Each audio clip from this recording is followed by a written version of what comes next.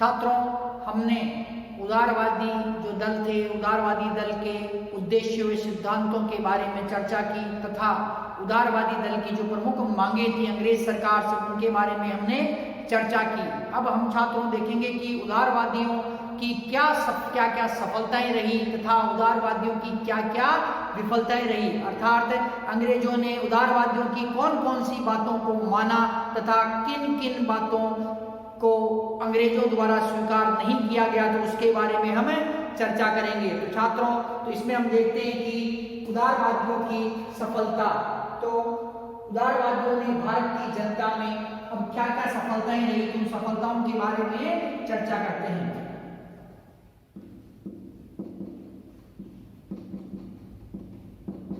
उदारवादियों ने भारत की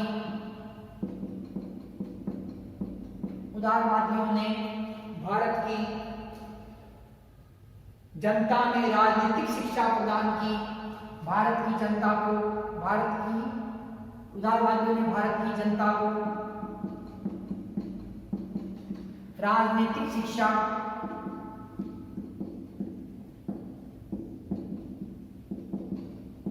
प्रदान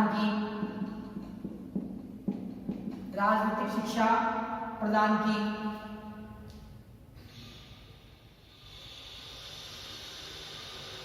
उदारवादियों ने सार्वजनिक विषयों के प्रति चेतना जागृत की।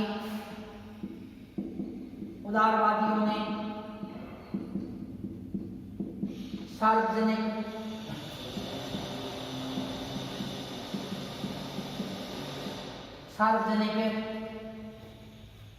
विषयों के प्रति चेतना जागृत की।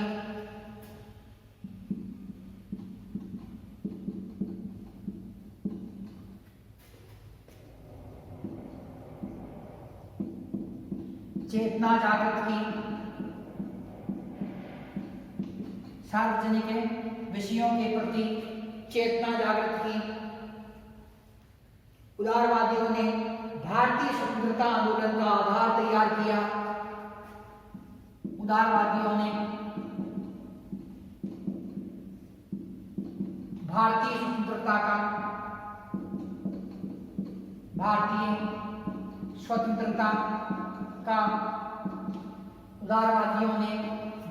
स्वतंत्रता आंदोलनों का आधार तैयार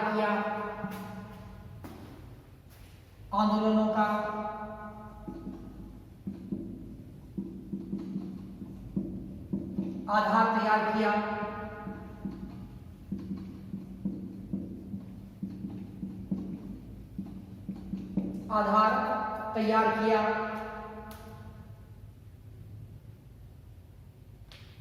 छात्रों, इसके अतिरिक्त उदारवादियों ने ब्रिटिश शासन के दोषों को स्पष्ट करने के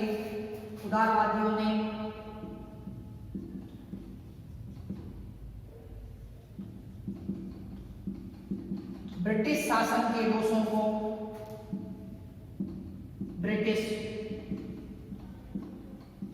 के दोषों को उदारवादियों ने ब्रिटिश शासन के दोषों को स्पष्ट करके जनता के सामने रखा। ब्रिटिश शासन के दोषों को स्पष्ट करके जनता के सामने रखा।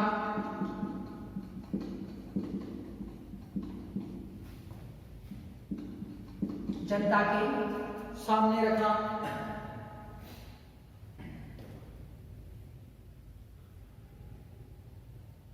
1887 में दादा भाई नौरोजी ने 1887 ईस्वी में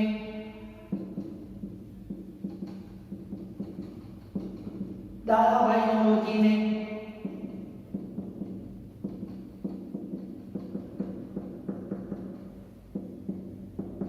1887 ईस्वी में दादा भाई नौरोजी ने लंदन में भारतीय सुधार समिति की स्थापना की। लंदन में भारतीय सुधार समिति की स्थापना की।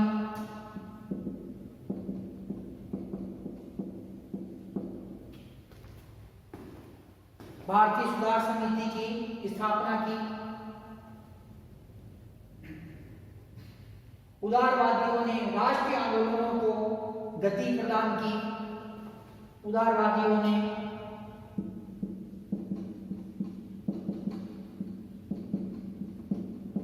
राष्ट्रीय आंदोलनों को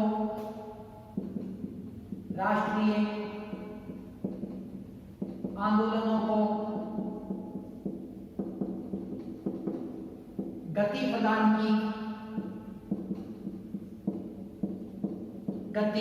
उदारवादियों ने राष्ट्रीय आंदोलनों को गति प्रदान की।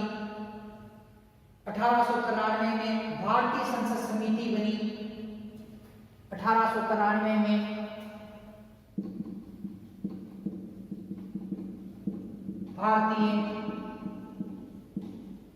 भारतीय संसद समिति बनी। भारतीय संसद समिति बनी।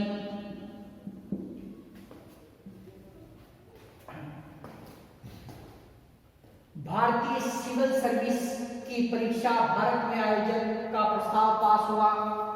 भारतीय सिविल सर्विसेज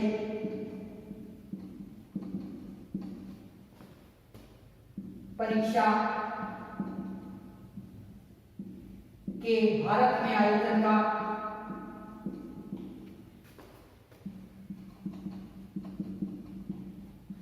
प्रस्ताव पास हुआ।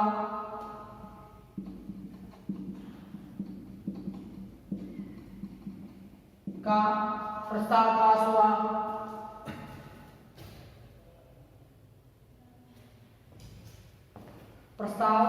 हुआ। छात्रों, जो उदारवादियों की सफलता है उन सफलताओं के बारे में देखते हैं कि उदारवादियों ने भारत की जनता को राजनीतिक शिक्षा प्रदान की। जो उदारवादी है उन्होंने भारत की जनता को राजनीतिक शिक्षा प्रदान की। उदारवादियों ने सार्वजनिक विषयों के प्रति चेतना जागृत की। जो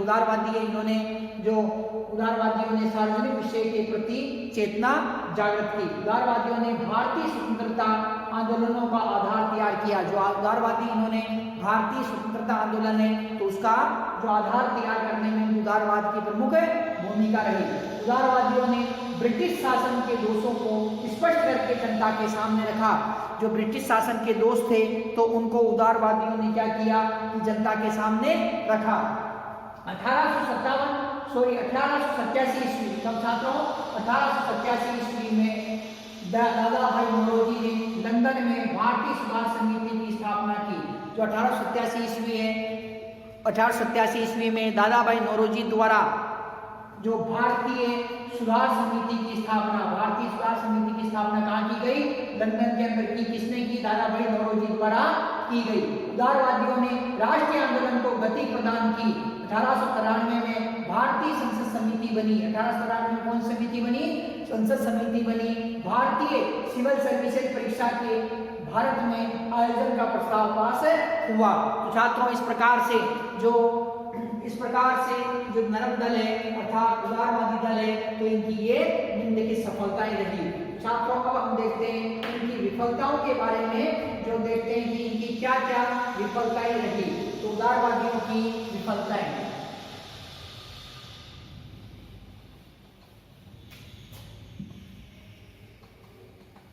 छात्रों सफलताओं के बारे में चर्चा की हमने। अब हम जो इनकी विफलताओं के बारे में चर्चा करते हैं कि इनकी क्या क्या विफलताएं रही, ये विफल क्यों हुए।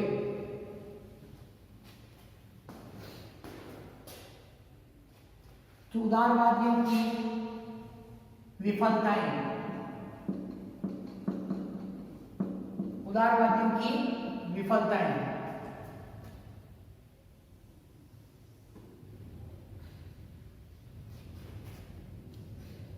उदारवादियों द्वारा चलाया गया आंदोलन जनता तक नहीं पहुंच सका। उदारवादियों द्वारा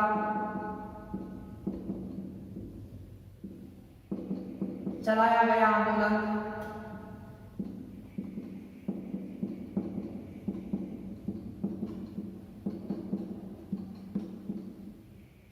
जनता तक नहीं पहुंच सका।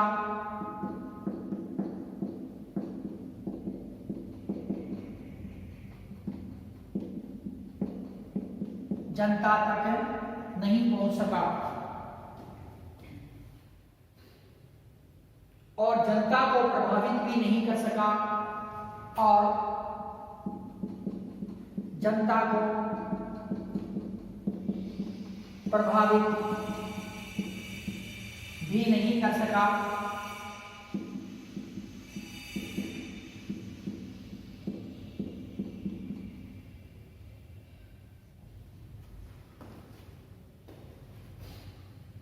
उदारवादी नेता अंग्रेज प्रशासकों की ईमानदारी में खूब विश्वास करते थे। उदारवादी नेता अंग्रेज प्रशासकों की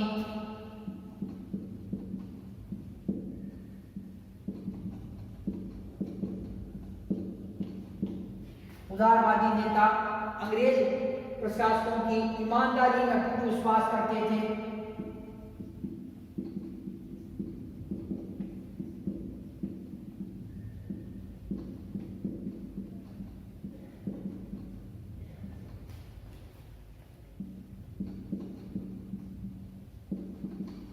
अटूट विश्वास करते थे, जबकि अंग्रेज प्रशासक भारतीयों की भलाई नहीं चाहते थे। जबकि अंग्रेज प्रशासक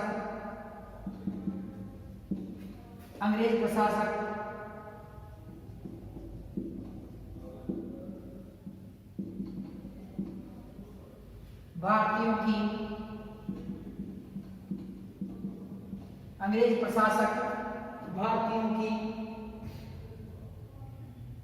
भलाई नहीं चाहते थे।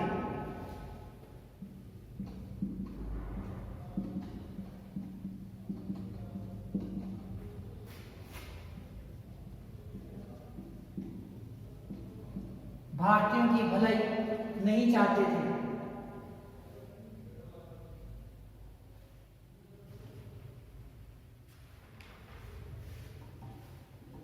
उदारवादी नेताओं के अपनी मांगों को मनवाने के जो उपाय किए, उदारवादी नेताओं ने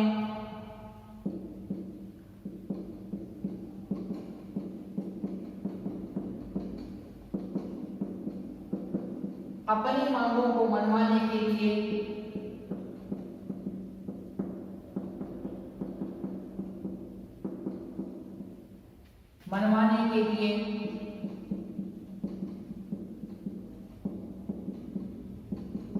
जो उपाय किए गए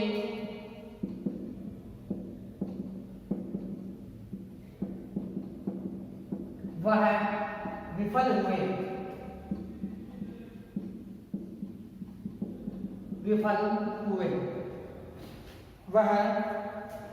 हुए। उदारवादी नेताओं की इंग्लैंड सरकार के प्रति अंधभक्ति थी जो सही नहीं थी।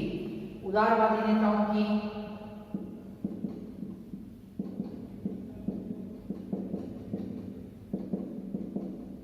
इंग्लैंड सरकार के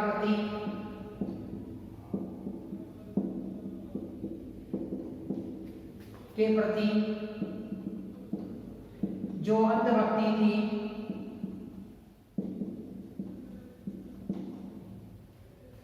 थी वह सही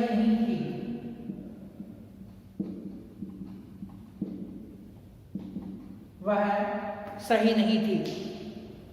तो छात्रों, जो इनकी उदारवादियों की विफलताएं रही, विफलताओं के कारण क्या थे? उदारवादियों द्वारा चलाया गया आंदोलन जनता तक नहीं पहुंच सका। जो उदारवादी थे उनके द्वारा जो आंदोलन चलाया गया था वो जनता तक नहीं पहुंच सका और ना ही इनका आंदोलन है वो जनता को प्रभावित कर सका। इसलिए क्या हुआ कि ये विफल हो गए। उदारवादी नेता अंग्रेज प्रशासक की ईमानदारी में अटूट विश्वास करते थे, जबकि अंग्रेज प्रशासक भारतीयों की भलाई नहीं चाहते थे।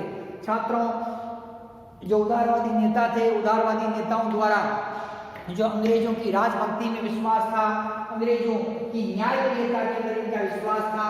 छात्रों, पहले पिछले वीडियो में हमने देखा था कि जो ये उदारवादी नेता है, उदारवादी नेता जैसे जो उदारवादी नेता थे टी माधव, कौन थे छात्रों? टी माधवराव ने तीसरे अधिवेशन की, कांग्रेस की तीसरे अधिवेशन की स्वागत समिति के अंदर टी माधवराव ने कहा कि अध्यक्ष, स्वागत समिति के अध्यक्ष पद का भाषण देते हुए इन्होंने कहा था कि कांग्रेस ब्रिटिश शासन का यश शिखर है और ब्रिटिश जाति का कीर्ति मुकुट है। कांग्रेस ब्रिटिश शासन का यश मुकुट है और ब्रिटिश जाति का, कांग्रेस, इन्होंने क्या कहा? टी माधवराव, जो टी माधवराव ने तीसरे अधिवेशन, जो टी माधवराव ने कांग्रेस के तीसरे अधिवेशन की स्वागत समिति के अध्यक्ष पद का भाषण देते हुए इन्होंने कहा कि कांग्रेस, जो कांग्रेस ब्रिटिश सरकार की, जो कांग्रेस ब्रिटिश सरकार का यश शिखर है, इन्होंने क्या कहा? कांग्रेस ब्रिटिश सरकार का यश शिखर है और ब्रिटिश जाति का कीर्ति मुकुट है। कांग्रेस ब्रिटिश सरकार का यश शिखर है और ब्रिटिश सरकार का कीर्ति मुकुट है। छात्रों, इसी प्रकार जो कांग्रेस के 12वें अधिवेशन में, जो अधिवेशन में मोहम्मद रहीमतुल्ला ने कहा कि जो कांग्रेस के 12वें अधिवेशन के अंदर जो मोहम्मद रहीमतुल्ला थे, उन्होंने कहा था कि कांग्रेस अंग्रेजों से ईमानदार और शक्ति संपन्न जाति सूर्य के नीचे नहीं है। तो अंग्रेजों से ईमानदार और शक्ति संपन्न जाति इस सूर्य के नीचे और कोई भी नहीं है। तो छात्रों, प्रारंभ से ही उदारवादी नेता थे ये। अंग्रेजों की न्यायप्रियता में, अंग्रेजों के अधीन रहकर शासन करने में ये विश्वास करते थे तथा अंग्रेजों की ये अटूट भक्ति करते थे। छात्रों, इस प्रकार से जो ये इनकी जो भी मांगे थी विफल हो गई। अंग्रेजों ने इनकी मांगों को कोई तवज्जो नहीं दिया और छात्रों, विफलताएं, उदारवादियों द्वारा चलाया गया आंदोलन जनता तक ही नहीं पहुंच पाया। क्योंकि जनता को प्रभावित ही नहीं कर पाया। क्योंकि इनके आंदोलन होते थे, पता ही नहीं पड़ता था कब आंदोलन हो गए इनके। क्योंकि इनके आंदोलन प्रार्थनाओं के द्वारा, प्रार्थना पत्रों के द्वारा, मौन जुलूसों के द्वारा, विचार विमर्श करके इनके आंदोलन किए जाते थे। उदारवादी नेता अंग्रेजी प्रशासक की ईमानदारी में अटूट विश्वास करते थे। उदारवादी नेता अंग्रेजों की ईमानदारी में अटूट विश्वास करते थे, परंतु जो अंग्रेज थे, अंग्रेज जो इनकी बातों को तवज्जो ही नहीं देते थे और अंग्रेज जो थे, अंग्रेज प्रशासक कभी भी भारतीयों की भलाई नहीं चाहते थे। वो तो भारतीयों पर शासन करने के लिए आए और भारत का जो धन था वो लगातार वो निष्कासित कर रहे थे। उदारवादी नेताओं ने अपनी मांगों को मनवाने के लिए जो उपाय किए वह विफल हुए। छात्रों, उदारवादी नेताओं के जो उपाय थे वो कौन से उपाय थे छात्रों? इनका अनुनय विनय की नीति थी, याचिकाओं द्वारा, स्मरण पत्रों द्वारा, प्रार्थना पत्रों द्वारा तथा विचार विमर्श करके अनुनय विनय की नीति द्वारा ये अपनी बातों को मनवाते थे और अंग्रेजों ने इनकी बातों को नहीं माना। छात्रों, इसीलिए क्या हुए कि इनकी मांगों को मनवाने के सारे उपाय विफल हो गए। उदारवादी नेताओं की इंग्लैंड सरकार के प्रति जो अंधभक्ति थी वह सही नहीं थी। उदारवादी नेता इंग्लैंड सरकार का अंधे होकर भक्ति करते थे, अंधभक्ति थी इनकी। ये अत्यधिक विश्वास करते थे अंग्रेजों की, ब्रिटेन की जो सरकार थी उस पर, ये सही नहीं थी। इसी कारण क्या हुआ कि उदारवादियों की ये बातें जो मांगे थी वो विफल हो गई। छात्रों, अब हम देखते हैं कि जब इनकी मांगे विफल हो गई इनकी उदारवादियों की, तो उदारवादी नेताओं की मांगे विफल हो गई, परंतु इनका राष्ट्रीय आंदोलन के अंदर जो अत्यंत ही महत्वपूर्ण स्थान रहा उदारवादियों का। छात्रों, तो अब हम देखते हैं कि जब इनकी बातें विफल हो गई, किसकी? उदारवादियों की, तब उग्रवाद का उदय हुआ। उदारवादी नेताओं की असफलता ने उदारवादी नेताओं की असफलता ने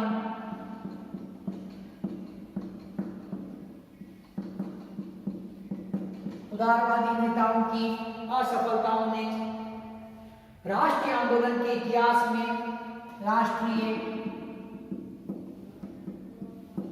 आंदोलन के इतिहास में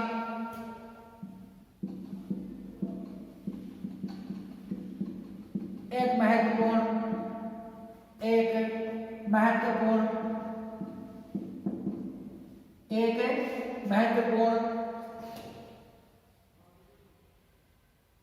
इतिहास में एक नए युग का सूत्रपात किया, एक नए युग का सूत्रपात किया, एक नए युग का सूत्रपात किया जिसे उग्रवादी युग कहा गया, जिसे उग्रवादी युग कहा गया।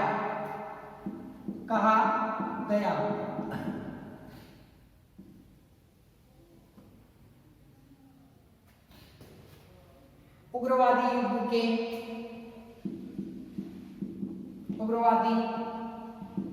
युग के प्रमुख उग्रवादी युग में लाला लाजपत राय,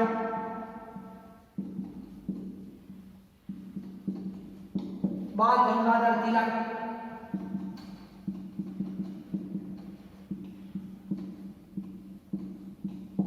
विपिन चंद्र पाल,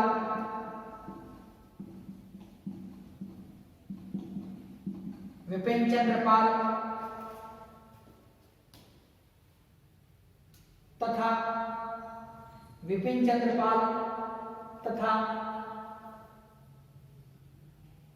अरविंद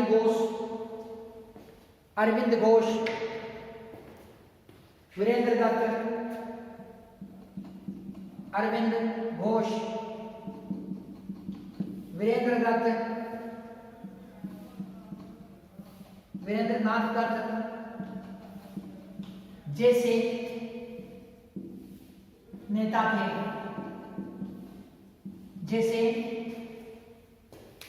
थे।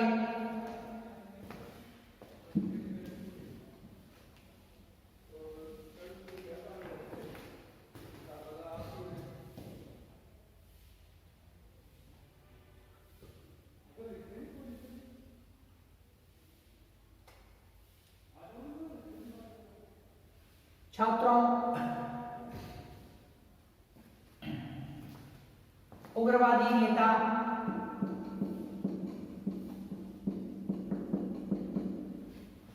गरम दल के नेता बाल गंगाधर तिलक, लाला लाजपत राय, बाल गंगाधर तिलक,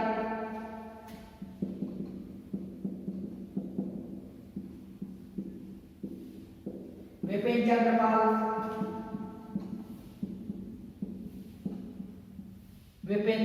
चंद्र पाल, लाल बाल पाल के नाम से, लाल बाल पाल के नाम से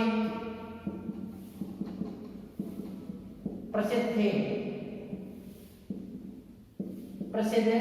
थे। तो छात्रों,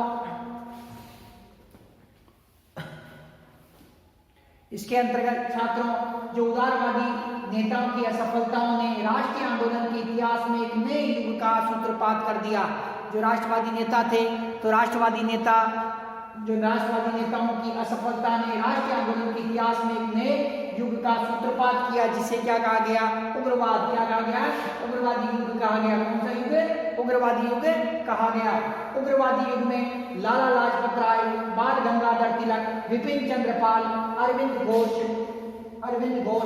वीरेंद्रनाथ दत्त जैसे, जो इसके अंदर वीरेंद्र दत्त जैसे जो इसमें जो नेता थे छात्रों, उग्रवादी नेता अर्थात गरम दल के नेता लाला लाजपत राय, बाल गंगाधर तिलक, विपिन चंद्र पाल, इनको लाल बाल पाल के नाम से जाना जाता है। ये लाल बाल पाल के नाम से प्रसिद्ध थे। तो छात्रों जब धर्मदल की बातों की उपेक्षा की जाने लगी, तब जनता के अंदर क्या हुआ, असंतोष व्याप्त हो गया। उदारवादियों की असफलता तथा लगातार अंग्रेजों के अत्याचार के कारण अब जो उग्रवाद का जन्म हुआ। तो छात्रों 1905 ईस्वी से लेकर और 1919 तक का समय था, वो उग्रवाद का समय कहलाया। उग्रवाद अर्थात गरम दल, अब जो नेतृत्व आ गया, जो वो किसके हाथ में आ गया, गरम दल के नेतृत्व में आ गया। उग्र भाषण दिए जाने लगे तथा जो उग्र प्रदर्शन किए जाने लगे तथा अपनी मांगों को मनवाने का अथक प्रयास जो किया गरम दल के नेताओं ने, अर्थात उग्रवादी दल के नेताओं ने किया। और इस उग्रवादी दल के प्रमुख नेता कौन कौन थे, लाला लाजपत राय, बाल गंगाधर तिलक, विपिन चंद्र पाल, अरविंद घोष, वीरेंद्र दत्त जैसे नेता थे। लाला लाजपत राय, बाल गंगाधर तिलक और विपिन चंद्र पाल जो भारतीय इतिहास के अंदर लाल बाल पाल के नाम से प्रसिद्ध हुए। तो छात्रों इस प्रकार से छात्रों जो गरम दल है, गरम दल का उदय हुआ। छात्रों जो उदारवादी दल था अर्थात नरम दल का समय 1885 ईस्वी से लेकर और 1905 ईस्वी तक नरम दल का समय रहा। नरम दल में दादा भाई नौरोजी, फिरोज शाह मेहता, सुरेंद्र नाथ बनर्जी, लाल मोहन घोष, रास बिहारी घोष तथा गोपाल कृष्ण गोखले जैसे जो उदारवादी नेता थे। और ये उदारवादी नेता अंग्रेजों की न्यायप्रियता में, अंग्रेजी शासन में विश्वास रखते थे, परंतु जो गरम दल के अर्थात उग्रवादी दल के नेता थे, अंग्रेजों की न्यायप्रियता के अंदर ये विश्वास नहीं रखते थे। तो छात्रों इस प्रकार से जो ये हमारा जो उदारवाद है, तो ये हमारा जो उदारवाद अर्थात नरम दल है, ये टॉपिक कंप्लीट होता है। इसके बाद में हम छात्रों जो इसके आगे हम करेंगे उग्रवाद अर्थात गरम दल के बारे में जो हम चर्चा करेंगे।